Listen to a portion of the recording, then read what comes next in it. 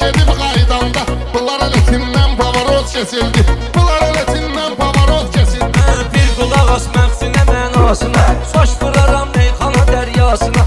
Mən gələndə meyxana dünyasına, özüm aşın yolun vodavod kesildi. Özüm aşın yolun vodavod kesildi. Kesmişik bu gəncənin sınağından, meyxananı salmayan marağın.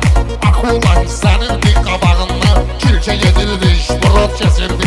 Kirkə yedirdi işburot kesildi. Bunlar məni yora deyərlər, mən verərəm bəlkə fora deyərlər. Az eyvandan deyil sonra deyərlər, şairlər miri život kesildi. Şairlər miri život kesildi.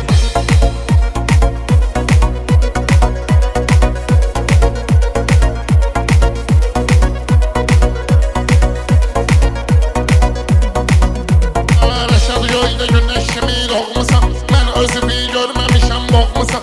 Bunlar pastı tapanca yığmısan, mənim ürəyimdən pulyamot kesildi. Mənim ürəyimdən pulyamot kesildi. Bu Rəşadın yaxşı gəlib mürtəbi, təsəvvür etsən Həzər məndən nəbi.